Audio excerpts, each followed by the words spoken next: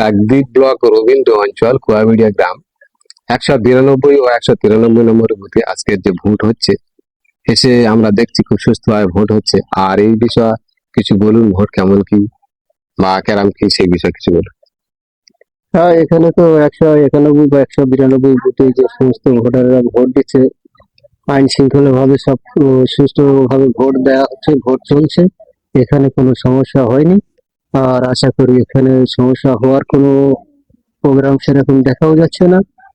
তো মানুষ আতঙ্কে একটাই হয়ে গেছে যে ভোটার গুলো নাম ডিলিট করে যে ইলেকশনটা হচ্ছে, এখনো পর্যন্ত যে সমস্ত ভোটাররা ডিলিটেড আন্ডার এডুকেশনে আছে সে সমস্ত ভোটার গুলো এখনো ক্লিয়ার হয়নি।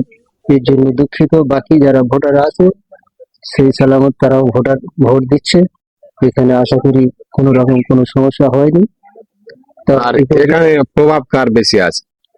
এখানে প্রভাব যেটা আমরা দেখছি, মন্টুরাম পাখিরা এর আগে বিধায়ক ছিলেন, তিনি ফের পুনরায় বিধায়ক হতে যাচ্ছে, যেটা আমাদের বিধায়ক তিনি মন্টুরাম পাখিরা, তিনি জিতছেন, এতটুকু আমাদের ভরসা। সারা ভারতবর্ষে যে একটা এসআইআর বা এনআরসি হওয়া বিভিন্ন আন্দোলনের ফাঁকে কি ভোট কি টিএমসি কমতে পারে না বাড়তে পারে? এখানে যে এসআর যে মূলত ভোটটা যেটা ডিলেট হয়েছে এখন আপাতত, এই ভোটটা শুধু টিএমসির কমে নেই। টিএমসি যদি 2% কমে, এখানে 5% কমেছে বিজেপির ভোট। কিন্তু এখানে মেশিনের কারচুপি যদি কেউ না করে, সেইভাবে যদি মেশিনের ঠিক গণনাগুলো ঠিক হয়, তাহলে আশা করি এখানে পশ্চিমবাংলা দ্বিতীয়বার মমতা ব্যানার্জি সরকার গড়বে। তৃতীয়বার, চতুর্থবার, এটা চতুর্থবার হবে, এটা আমার ভরসা। তো এতে নিশ্চিত। কিন্তু এখানে যে সমস্ত ভাজপার বিরোধী নেতাগুলো, সমস্ত বড় বড় নেতাগুলো যে পশ্চিম বাংলাতে এসে বিভিন্ন 15 দিন ধরে যে সমস্ত দেবিয়ে বেড়াচ্ছে, বা ওদের যে আশা একটা, যে বারে বারে যে কটাক্ষ করে যে সমস্ত কথাগুলো বলছে, যে এই উত্তরবঙ্গে যে 152টা ব্লকে ভোট হয়ে গেছে, ওরা যে বলছে যে আমরা এতে জিতে গেছি, এখানে আমাদের নিশ্চিত হয়েছে। বাকি যে ভোটটা হবে এটা হওয়ার অপেক্ষা। 4 তারিখ বা 5 তারিখে যেটা গণনার ব্যাপার আছে ওইটার অপেক্ষা।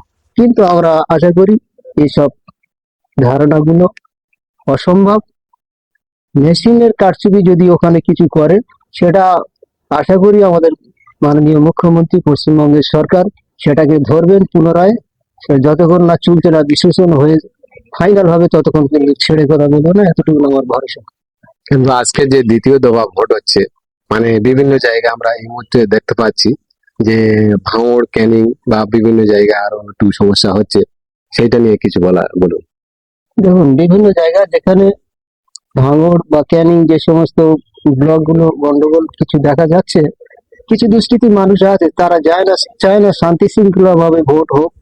তারা চায় দ্বন্দ্ব লাগালে তাদের কি ফায়দা আছে, বেনিফিট, সেটা তাদের ভিতরের খবর, সেটা তারাই বলতে পারে, তার দলের নেতৃত্বরা বলতে পারে। কিন্তু আমাদের উদ্দেশ্য, আমরা ওটা চাই না। আর ভালো মানুষ যারা আছে তারা প্রতিটা ব্লকে আছে, তারা চায় না এই গন্ডগোল সমস্যাগুলো।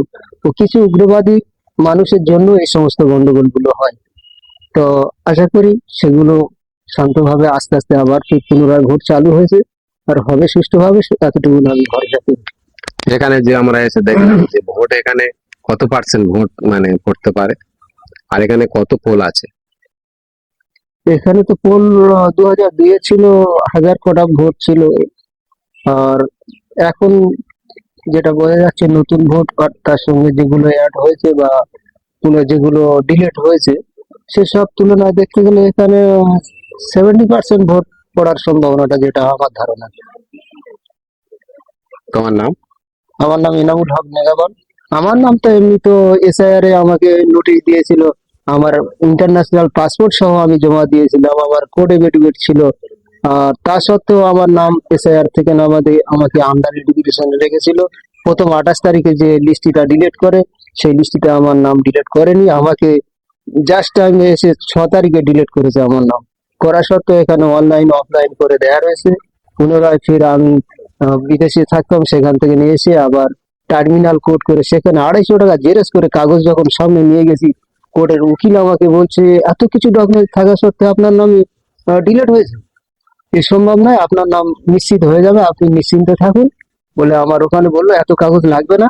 আমি তো কমপক্ষে 200 বছরের ডকুমেন্টস দিয়ে গেছিলাম। তা আমাকে বললো ঠিক আছে, আপনার এসব এত কিছু লাগবে না, আপনি খালি আপনার বাবারটা দিন আর আপনারটা দিন আর বাবার কিছু কাগজপত্র দিন, জায়গা জমি। এই পর্যন্ত আমি দিয়ে ফাইল বানিয়ে চলে এসেছি। এখানে কি আজকে নিজের ভোট দেওয়া হয়নি, তাই তো? না, আমার তো ভোট কি করে দেবো, আমার তো লিস্টে নাম ডিলেট আন্ডার এডুকেশন, আমার আজকেকার যে লিস্ট যেটা আমি দেখছি, তাহলে আমি কি করে ভোট দেবো? ওখানে যাওয়া মানে একটা অশান্তি সৃষ্টি করা। আমরা চাই না ছোটবেলাতে যে 95-এ আমার যে ভোটার আইডেন্টি কার্ডে যে ফটো হয়েছে তার আগে থেকে না আমি ভোট দিয়ে আসছি। তো তাহলে আজকের আমার নাম লিস্টিতে যখন নেই, আমি ওখানে গিয়ে অশান্তি সৃষ্টি করতে যাবো কেন?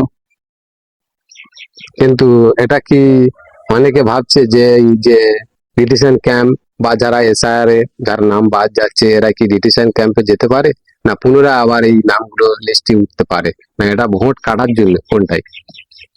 এটা তো আমার ধারণা যে ভোট কিছু সাইড করে দিয়ে ইলেকশন করে ক্ষমতায় আসার পরিকল্পনা, এটা ভাজপা ভাজপা সরকারের পরিষ্কার পরিষ্কার উদ্দেশ্য, সেটা আমরা বুঝতে পারছি। কিন্তু যে উদ্দেশ্যটা করে এসছে এখানে, আমার তো ধারণা হয় না যে বাংলা ওরা সফল হবে।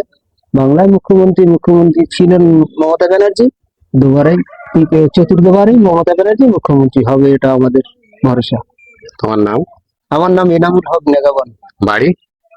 কোয়াবেড়িয়া, 192 নম্বর বুথ। 93। হ্যাঁ। অসংখ্য ধন্যবাদ, আমরা এসে কথা বললাম। তোমাকে অসংখ্য ধন্যবাদ। আমরা জিএস মিডিয়ার পক্ষ থেকে এসেছি। ভিডিওটি বেশি বেশি শেয়ার করবেন, আর ভিডিওটি ভালো লাগলে সবাইকে শেয়ার করবেন। জিএস মিডিয়ার পক্ষ থেকে সবাইকে আন্তরিক শুভেচ্ছা অভিনন্দন জানাই।